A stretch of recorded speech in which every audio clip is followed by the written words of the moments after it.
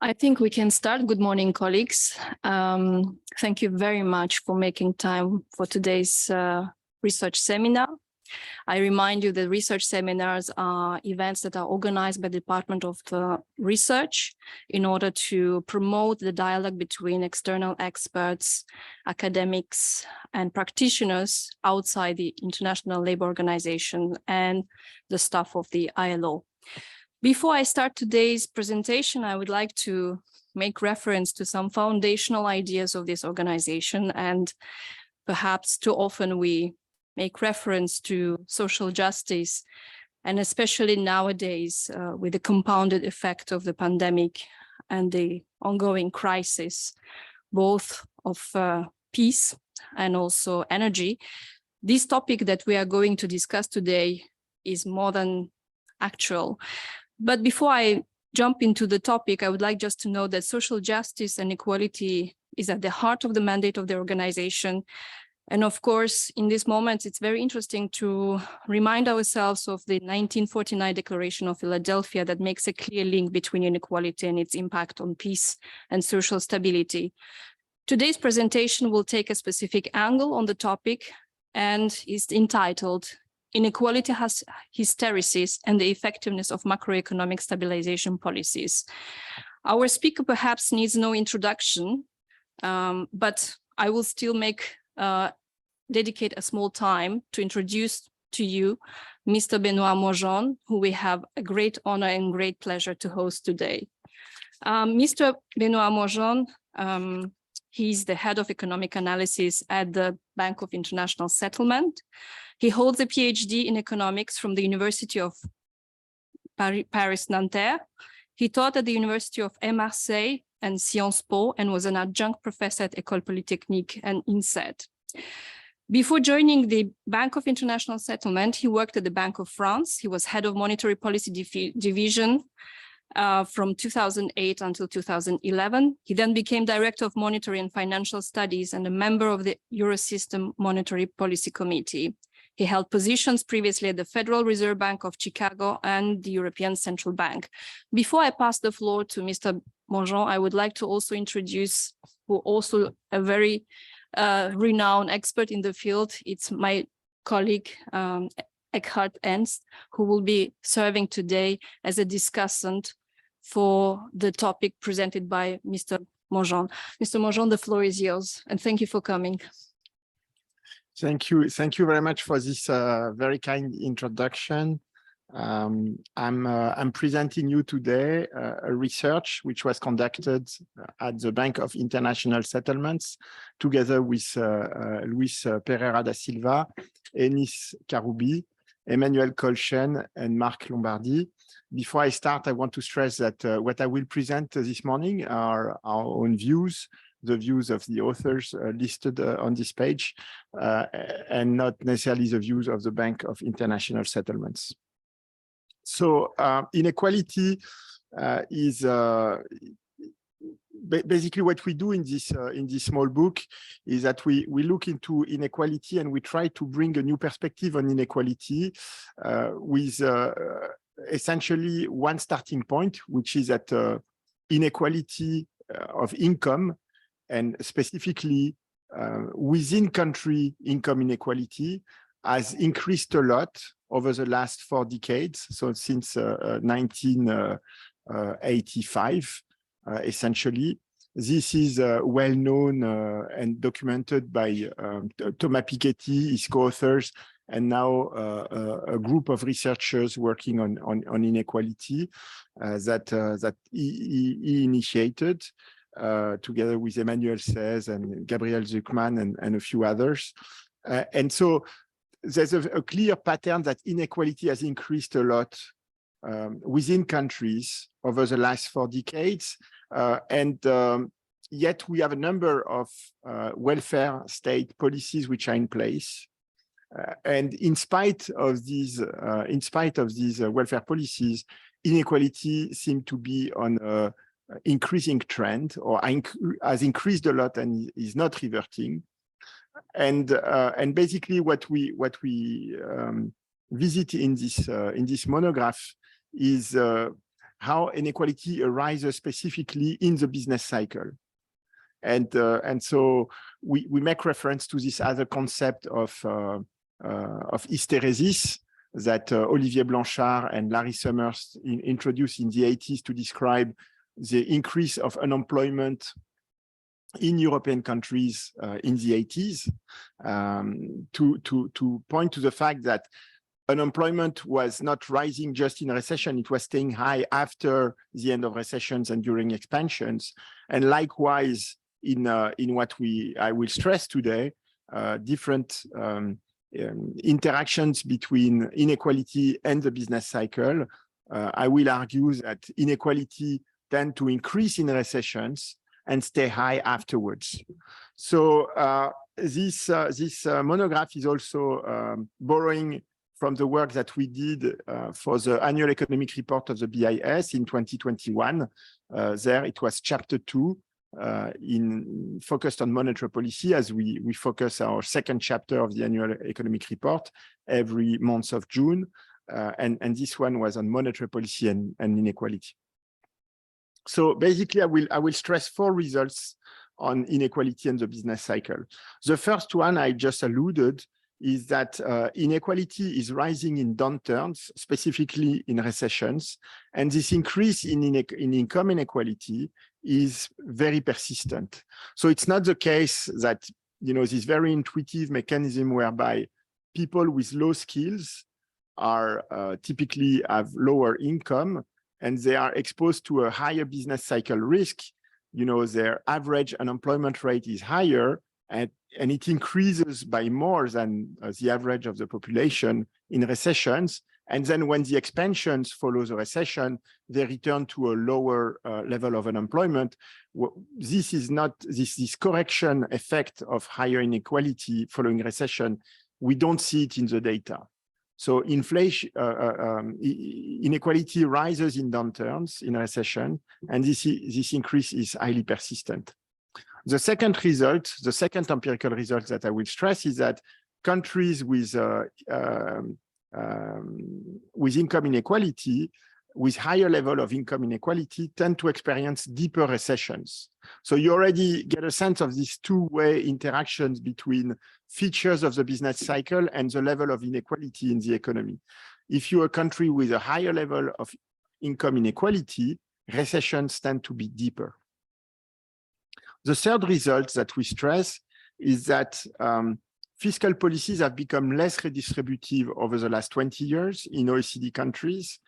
And one side effect of this reduction in the redistributive function of fiscal policy, which is typically overlooked, is that together with being less redistributive, these fiscal policies are also less stabilizing of the business cycle. Basically, we say that they are less counter-cyclical. And as a result, it means that the other macroeconomic policy in charge of stabilizing the economy, stabilizing the business cycle, which is monetary policy, which is conducted by central banks, has a bigger burden of macroeconomic stabilization. And the fourth result is that we also find empirical evidence that inequality limits the effectiveness of monetary policy.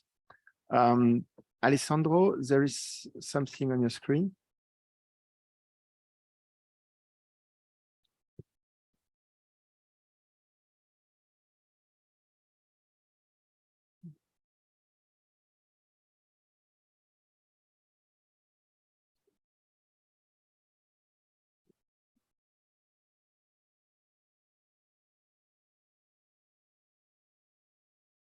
Okay, so basically, while Alessandro is trying to free your screen from this intrusion from Zoom in the presentation, let me carry on.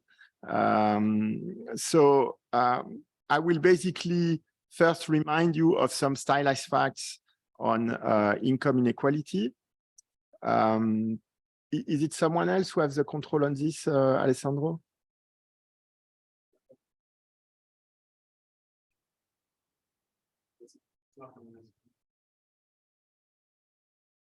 So yes, so outline of the presentation. So first, some stylized facts on inequality trends, which are well known. So if you don't see the graphs, I think that's fine. Was the presentation sent to the people who attend the seminar?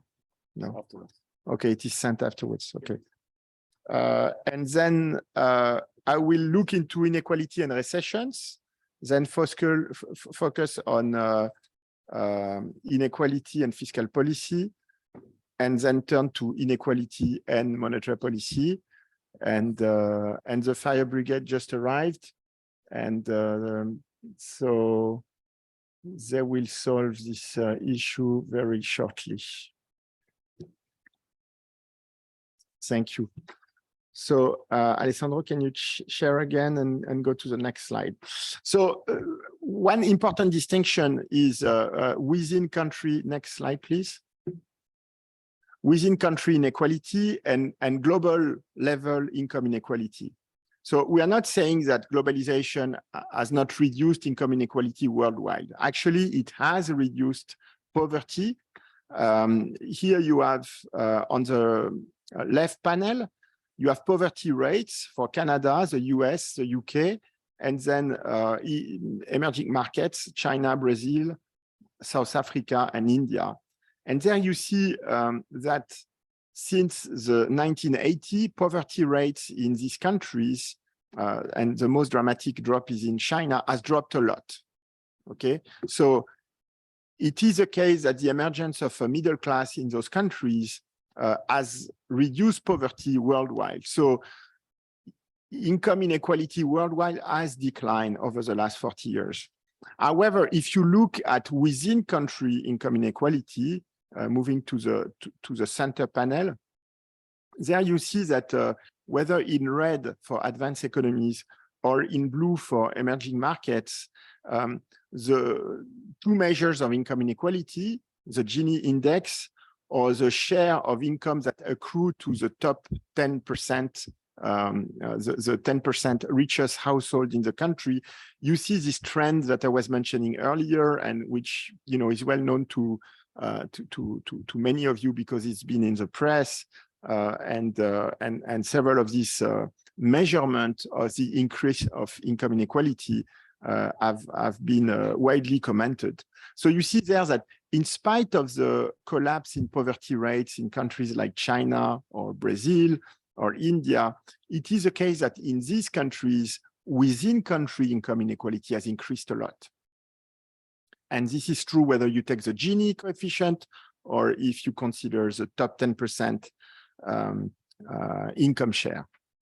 Now, something which is very important for us central banks, okay, the Bank for International Settlement is belonging to the central banking community. Actually, we belong to 63 central banks and we work for central banks essentially. So it's very important to stress the distinction between income inequality, which has increased within countries, and wealth inequality. Because a lot of the criticism of monetary policy over the last 15 years, I would say, is that the very low level of interest rates has produced huge capital gains on financial markets. And because stocks are held by only a small part of the world population, this has increased a lot wealth inequality. Actually, it's not so clear in the data in the following sense. Most of the wealth held by households is in the form of housing. So people own their house or their flat, and you have typically between 40 and 60% of the population who own their house. And so this large fraction of the household have made large capital gains, and this explains why wealth inequality, which is the third panel you have here, has hardly changed. So it is still the case that the type of inequality which is stressed a lot by Piketty, Zuckman, says, which is about the top 1% or the top 0.1% of the population, it increased a lot. Okay, so we have no debate with that. But given we are interested in the business cycle, that's not where we will look, because how the top 0.01% of the population consume or invest is not going. This is very unlikely to have an impact on the business cycle.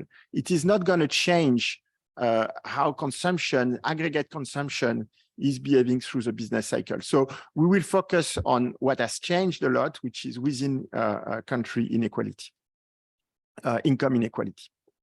Okay, so let me go straight to next slide, please. One dimension, next slide, please, Alessandro.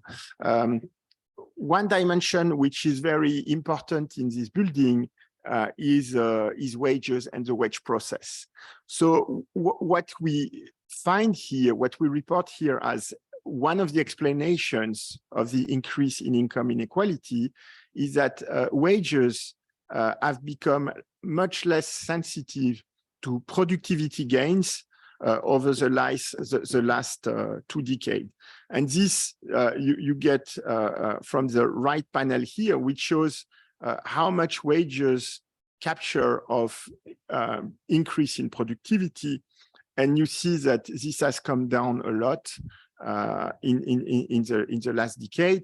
This relates also to a debate on the labor share that some of you may be familiar with, the fact, the stylized fact that in a number of countries, the share of GDP that goes to labor has declined over time. Okay, in the current circumstances, a big factor of inequality is inflation, and that's not about this last 40 years, because over the last 40 years, if anything, inflation has become very stable and much more stable for a majority of countries.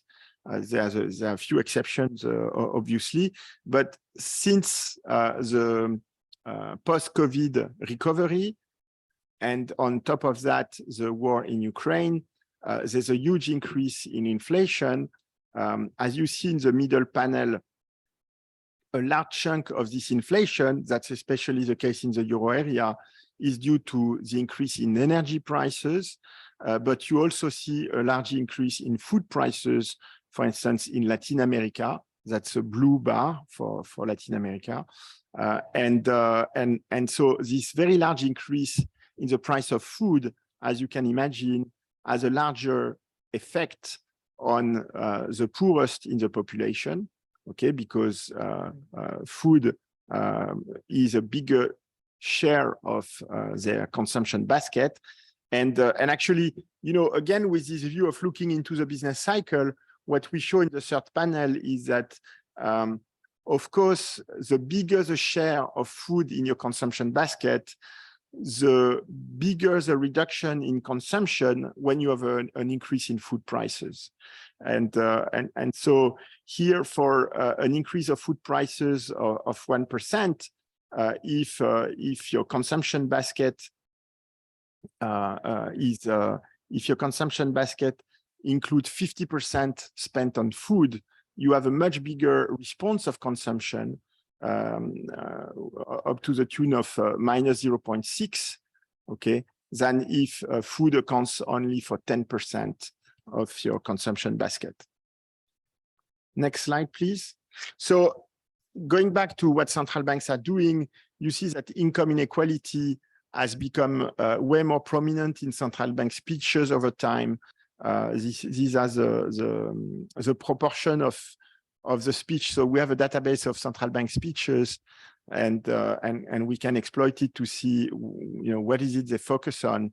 And you see that for central banks, income inequality has become much more important over the last 5 years. Okay, so there is a vast literature here on income inequality and the business cycle. I think for the sake of time, it's better that we go straight to our empirical results. We can come back to this literature if you want when we have an interaction with you. Okay, So with this background stylized facts, so inequality has increased, income inequality within countries has increased. Let's look now at the inequality hysteresis. Can you move forward 2 slides, please? Yes, thank you. So basically what we do here is that we take a cross-section of 182 recessions from 70 countries, and for which we have data on recessions and also on income share, which is a measure of inequality. And what we do is that we can see whether the share of income of the 10% richest or the share of income that goes to the poorest half of the population, how these shares evolve after these recessions. And we use this basically many experiments, these 180 recessions, to see whether we have a regularity in this pattern.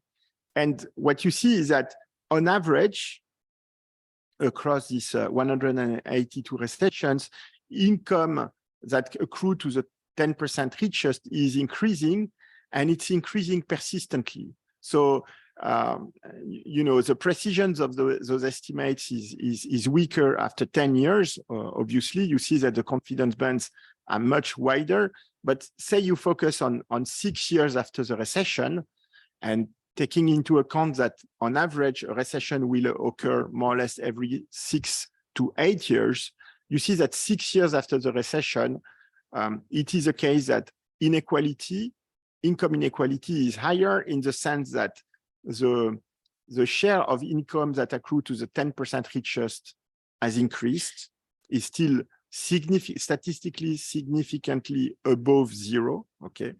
And while the share of that goes to the bottom 50% has declined.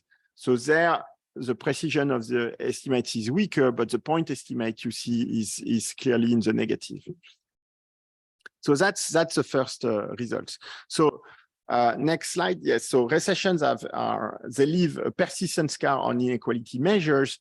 And so if you think back of this trend that we were describing earlier, that income inequality has increased over time in the last 40 years, effectively, it looks like this increase is taking place mainly after specific macroeconomic events, which are recessions.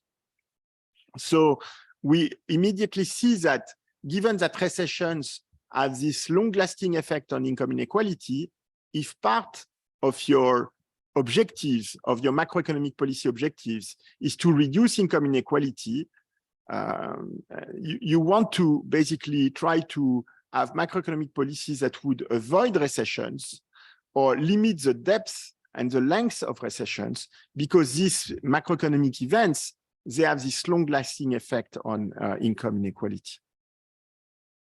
Okay, so the second empirical result that I want to stress is that recessions are deeper when the income share of the 10% is larger in the population. So here we just report the fact, we speculate about the possible underlying mechanism. One possible interpretation is that if you have a higher income share of the bottom 90% in the population, it means that the majority of the people in the economy, they have the possibility to smooth consumption better. That's one possible interpretation.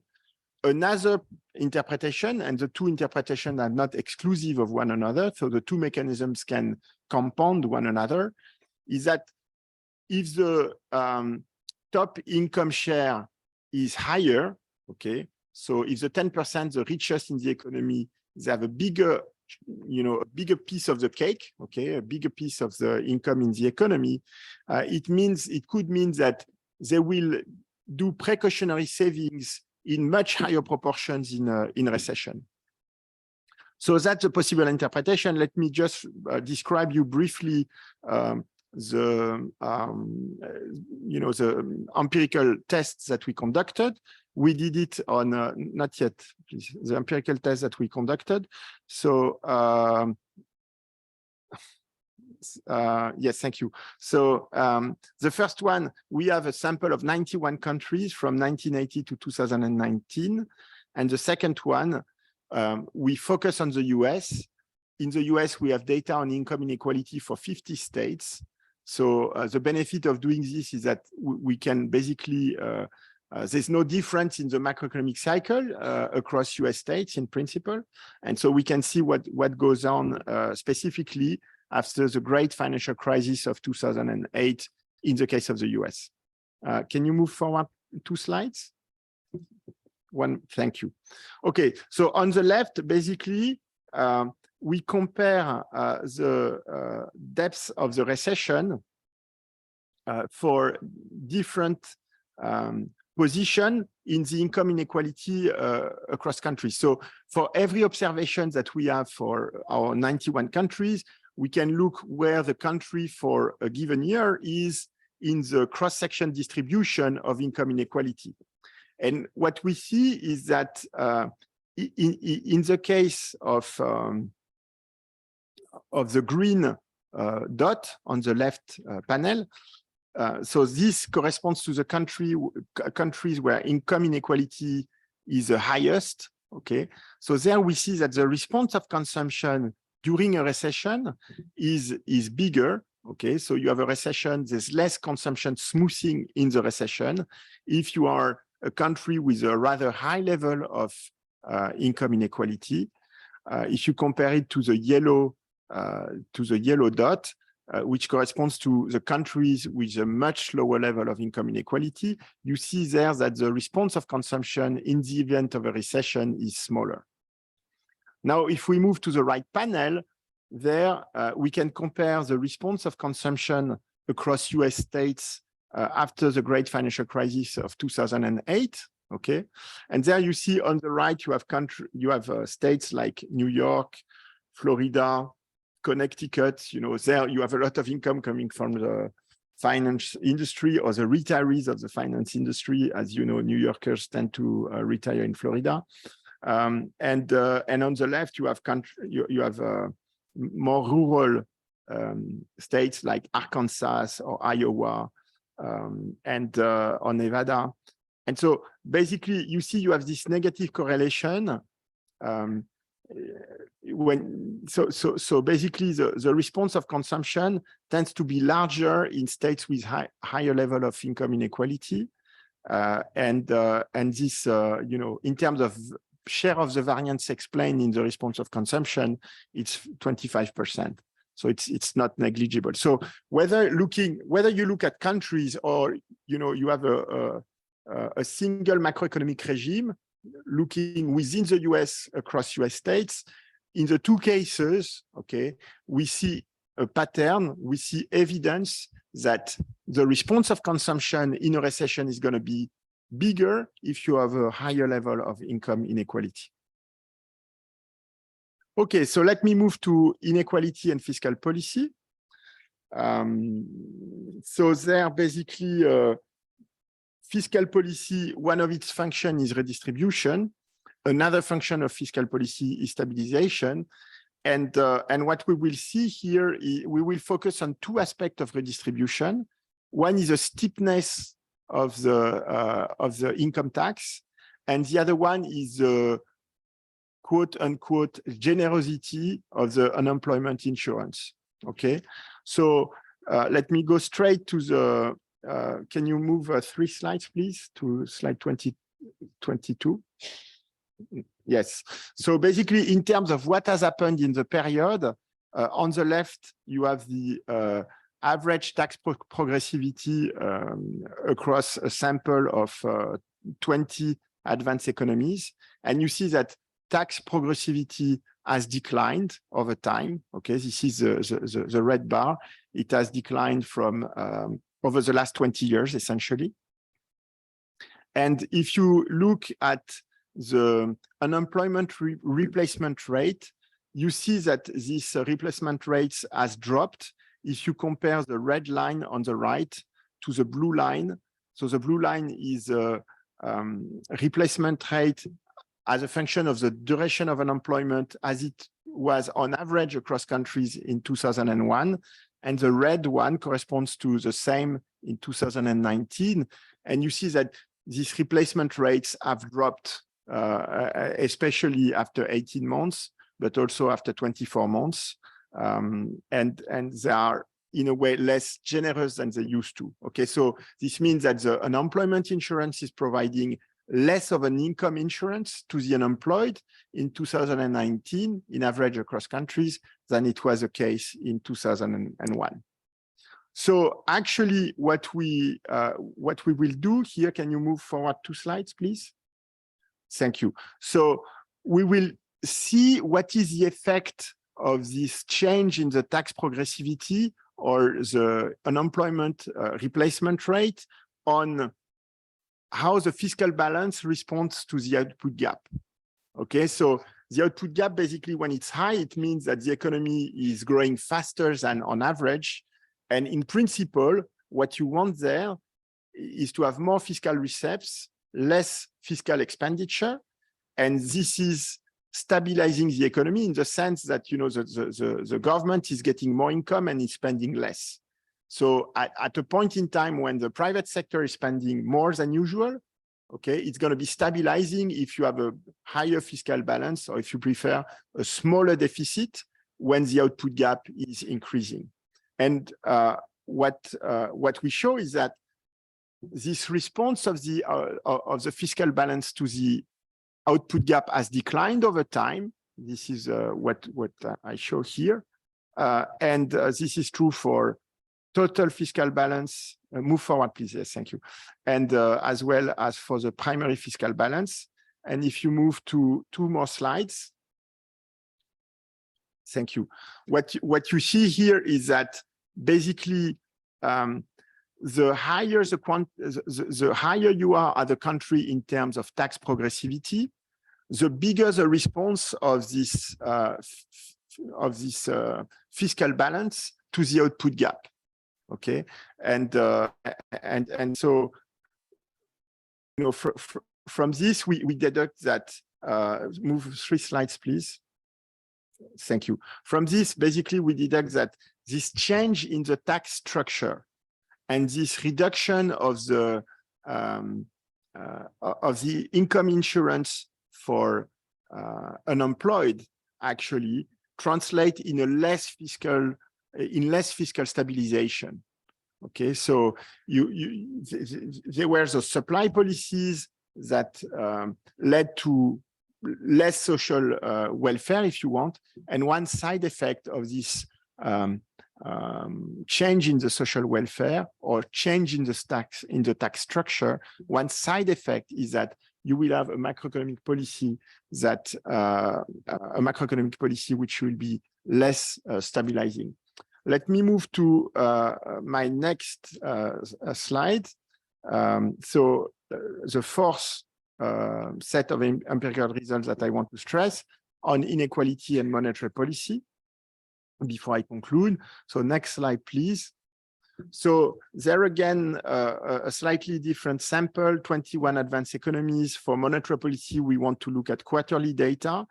And we will assess again, like we did before on the depths of recessions. We will focus first on a cross-section of countries and then focus on US states. Okay, so here, basically, we're going to estimate moments of monetary policy action on the economy, if you want. These are moments where your interest rate is going to be higher than usual. Okay, so that's what this equation is showing here. Next slide, please. So there, what we see in terms of the response of consumption to a monetary stimulus, you see that it's going to be bigger in countries with a lower level of income inequality. And if we move to the next slide, we're going to do the next experiment now using indicators of monetary policy tightening in the case of the US. For those who are familiar with this approach, basically, these are instances which were identified by Christina and David Romer as instances of monetary policy tightening in the US. And next slide, please. And there again, we see that moment of monetary stimulus will have a bigger effect on consumption in US states where income inequality is lower, the light pink dots, if we compare it to states with a higher level of income inequality. Next slide. So let me wrap up the set of results. So with just one warning. So we put together those results that inform the impact of income inequality on the business cycle and of the business cycle on income inequality. For each of these 4 sets of results, actually, we did not necessarily have the same database, the same data set, because we are basically trying to exploit as many country year or country quarters observations as available for this particular test. So that's why, you know, the database was not unified across different empirical results, which I presented to you. But that's basically because we're trying to get as many observations as we can for each of the tests. So we find essentially that recessions imply steep increases in income inequality, which is not so surprising, but these are only partly reverted in subsequent expansions. That is, an increase in income inequality that happens after a recession is there to stay, or it was the case in the last 4 decades. In addition, we show that income inequality matters for the business cycle in the following sense. If you have a higher level of income inequality, you experience deeper recessions. In addition, countries which have less redistribution through fiscal policy, they have a less countercyclical fiscal policy, which means that you are likely to have, you know, more macroeconomic instability, and this raises the stabilization burden for central banks. And finally, you have less effective monetary policy to try to stabilize the business cycle.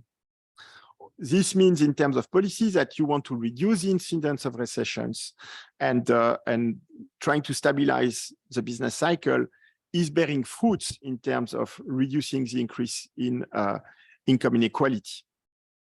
So in the last chapter of the book, which I don't have time to present, we have an open discussion of the complementarity between policies which aim at reducing income inequality and their effect on the business cycle, and we basically call for a more holistic approach to this cocktail of economic policies. Thank you very much for your attention.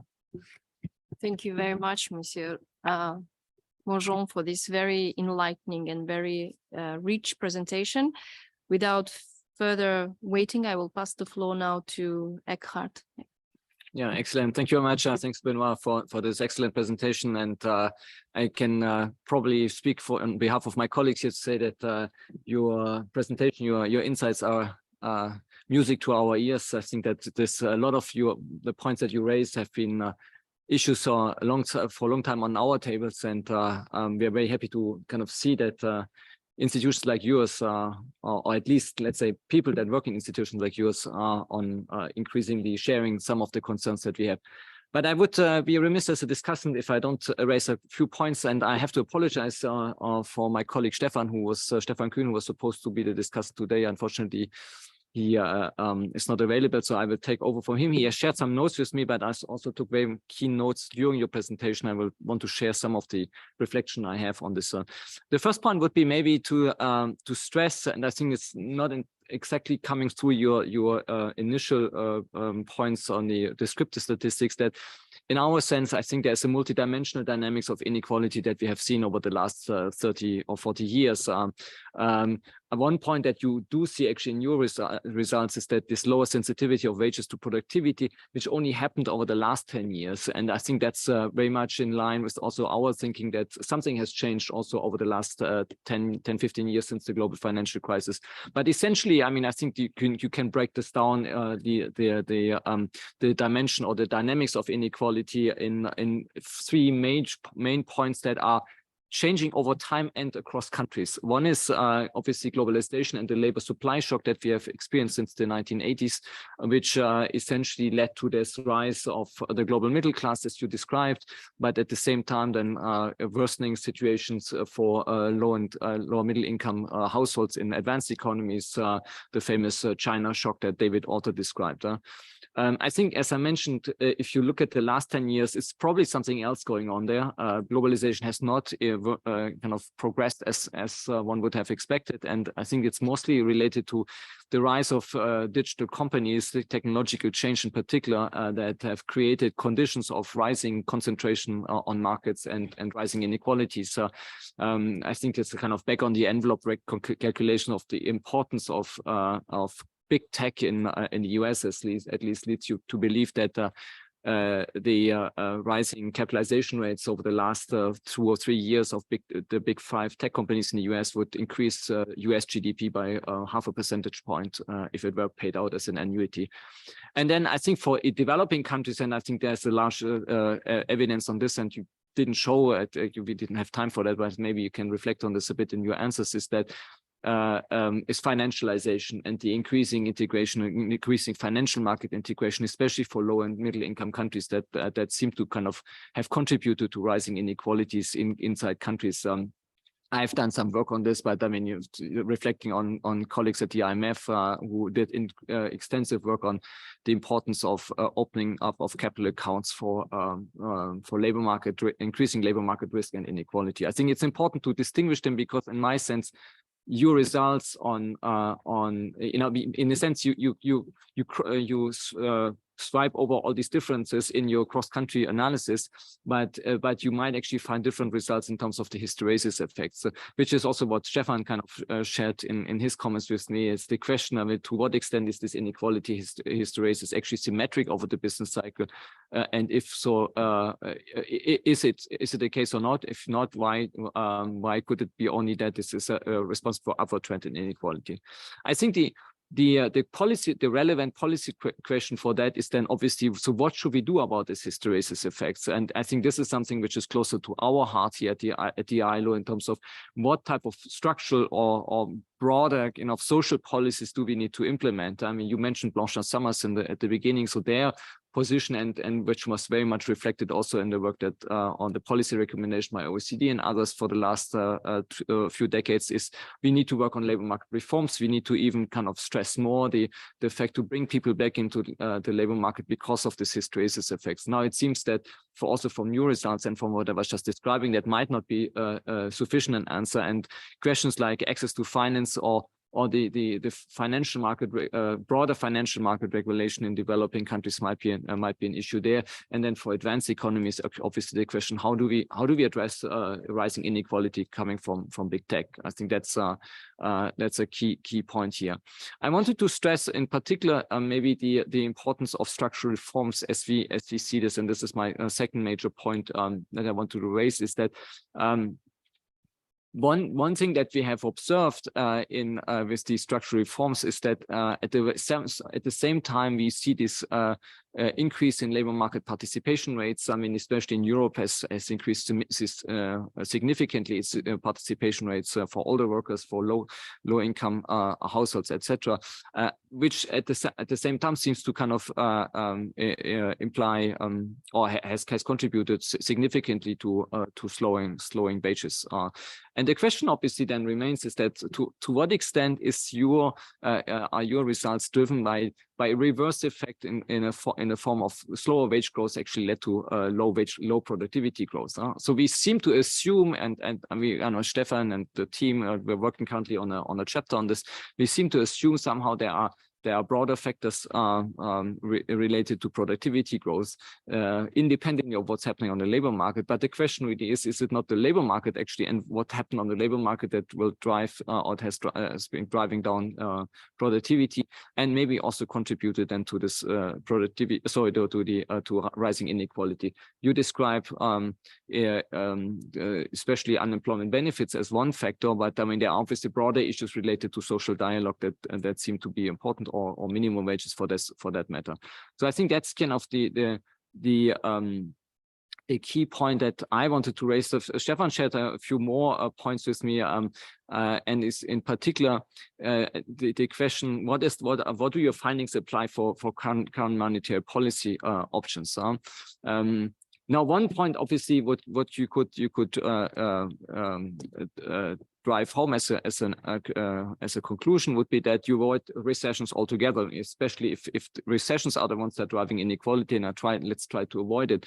But then the question becomes, in situations where we have sunk cost and where investment needs to essentially, or where restructuring is essential for economies to grow. What if you avoid recessions altogether?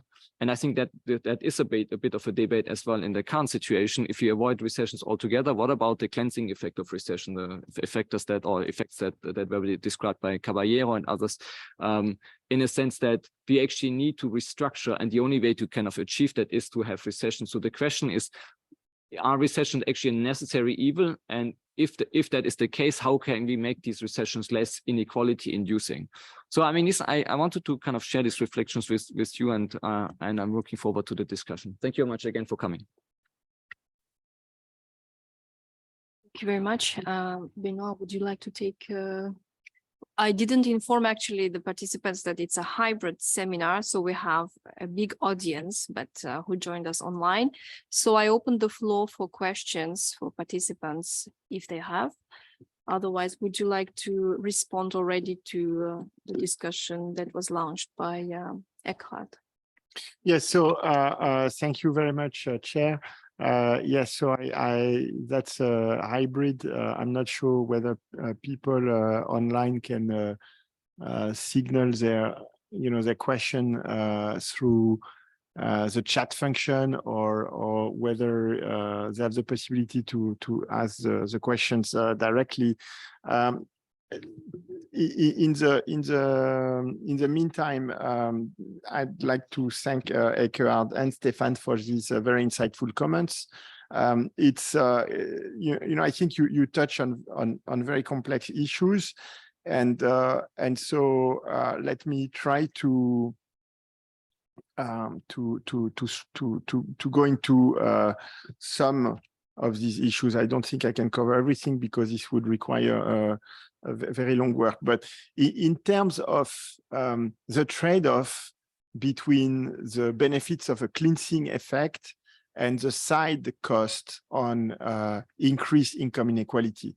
So we do not go into measuring this trade-off. I think there may be such a trade-off, but what we want to do is to mention that when you consider this trade-off, you want to also factor in the effects of this recession mechanism on of this recession adjustment, or the adjustment that goes together with a recession on a higher income inequality, which is likely to be very persistent.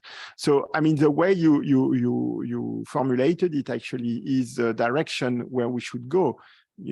If to the extent that this cleansing effect is positive on trend productivity, and that's that's already part of that's an open debate, and Gadi Bar-Levi, for instance, as results which questions that.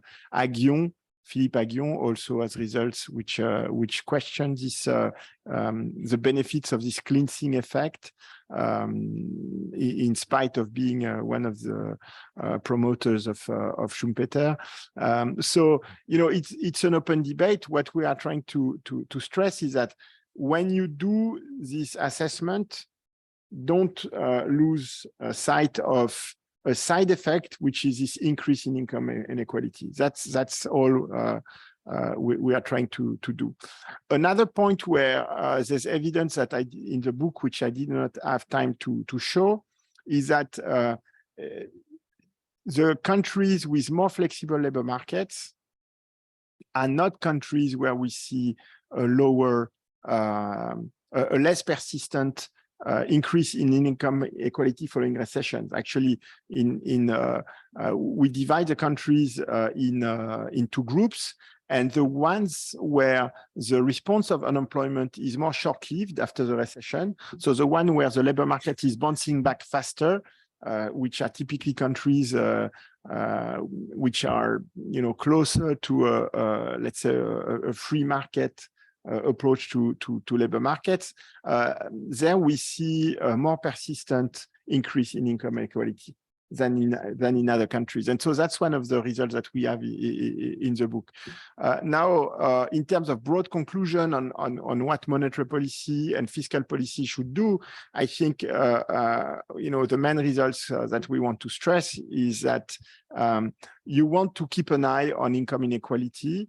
And actually in this field, there's a new work at the University of Berkeley by Emmanuel Seize and Gabriel Zuckman and one of the PhD student, Blanchet, which is called Inequality in Real Time, or Real-Time Inequality. And they have a methodology to look in real time, the evolution of income.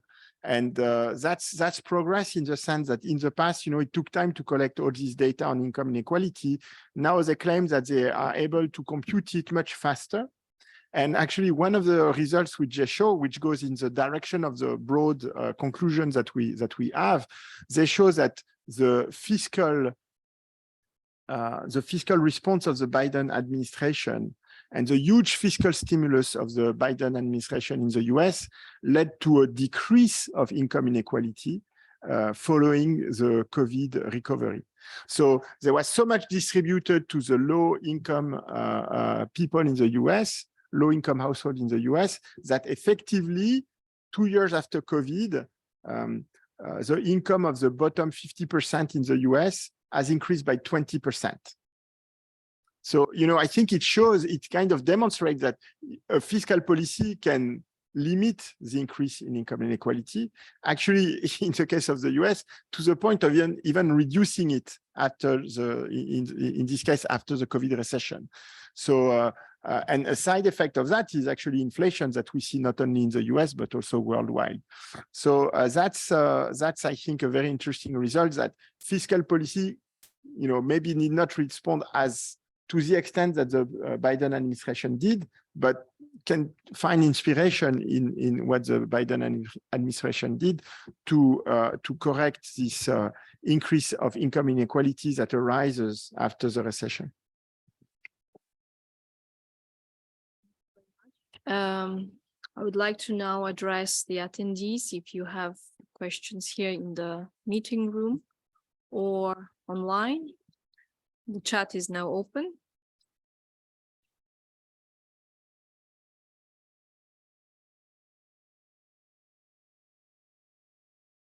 I would like to ask Eckhard, do you have another question vis-a-vis the responses to your discussion? No.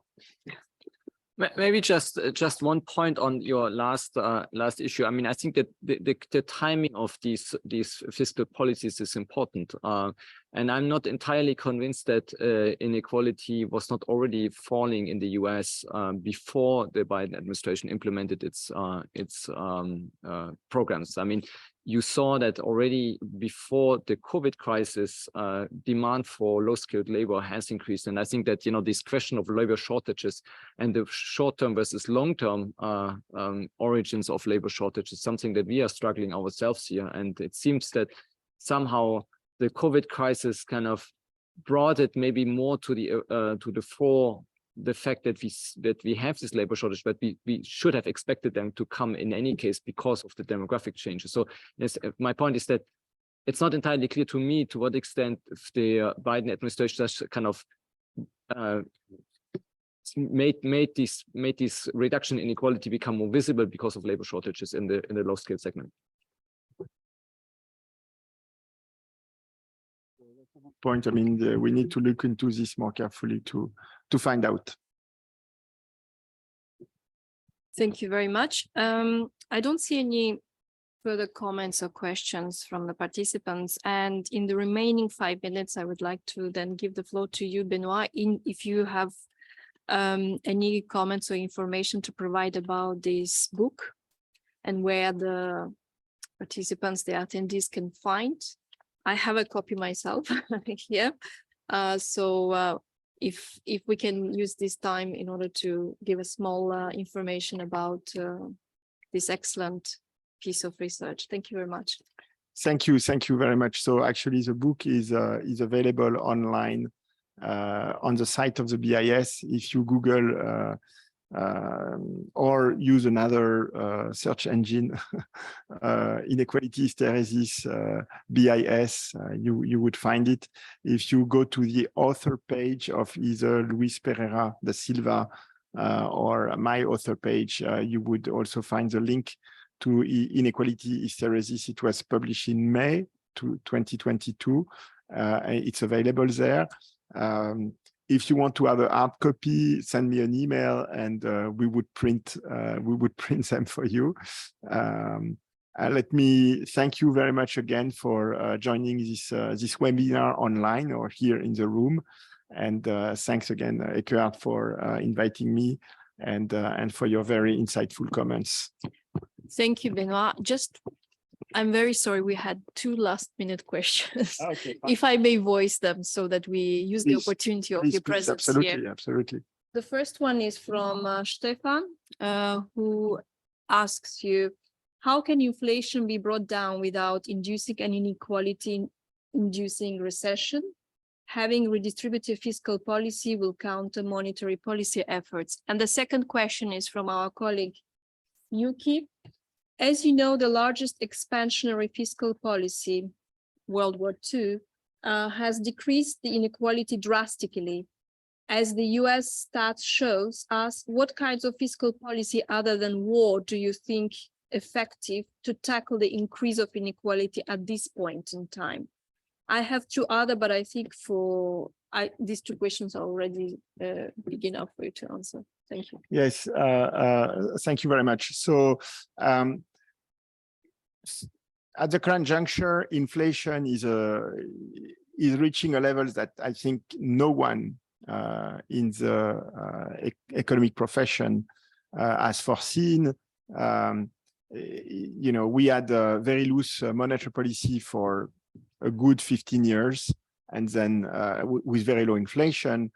And at the current juncture, suddenly we see a big increase in inflation. Some of it is related to the war in Ukraine, at least in this part of the world. That's a very major effect. So this effect should be temporary. In terms of the way we can curb this current inflation, we certainly want to slow excessive demand, but the assessment of excess demand, which is a source of further inflation, it depends on how persistent this increase in energy prices will be. So what we see in a number of countries is that they are trying to protect the poorest households, or all households in some countries actually, through either price controls on energy and food or through transfers to the poorest households. Now, will this counter the effect of monetary policy at the current juncture? It's not necessarily the case, given that, as I showed, the share of income that goes to buy food and energy is very much taxing the purchasing power of households, and mostly the poor households. So I think, given where we are, we need to increase to tighten monetary conditions. It will not necessarily trigger a recession, which in addition to what is coming from higher energy prices. To some extent, if you think of the US, if you reduce the vacancy rate from the super high level where it is today, in the US, you have 2 vacancies for each unemployed. Okay, so if you may be able to reduce aggregate demand, reduce the vacancy rate, without seeing a large increase in unemployment. And this may, it's a narrow path, but this may be sufficient to bring back inflation towards 2%. If, however, we need to go through a recession to slow aggregate demand and stabilize inflation, then the type of fiscal compensations, especially for the poorest part of the population, would be a way to limit the increase in income inequality.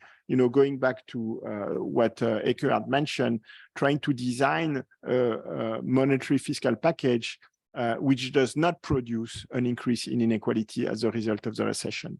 So that would be my answer. I don't have something specific to say on the effect of World War II expenditure on income inequality. I would need to go back to the specifics here to say something. I just don't want to make something out of a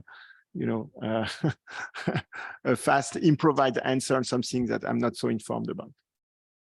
Thank you. And the very last question, we have literally 1 minute, if it is possible. A broad policy question: how can policymakers ensure that technological advancement contributes rather than undermines inequality? So that's a very good question. On this, I think that Daron Acemoglu has a very convincing work showing that up to the mid-80s, together with the destruction of old jobs through technology, there was the creation of new jobs that would, keep the balance, and this is broken since the last 20 years. Sorry, the last 35 years rather, so that's something that we need to look into. I think the work of Acemoglu is a good starting point, okay, because he establishes the facts. And that's the type of thing that we want to focus on. I don't have like a silver bullet here to propose at this stage, but that's certainly something that needs to be looked into very carefully. So that's a good question. I don't have the answer. Hopefully in this building, you design good answers to this challenge. Thank you very much. I think that we had already explored many interesting ideas, and also this rich foundation that you have laid for us. And also thank you very much for the bridge across your work and the work of ILO. I think this is the topic that will be continuing. Thank you very much for your presence. Thank you for the presentation, and thank you for everyone who has found time to attend today's event. Just a reminder, for those who have registered, the recording will be uploaded on the registration page. I wish you a great day. Thank you very much. Thank you. Thank you, everyone.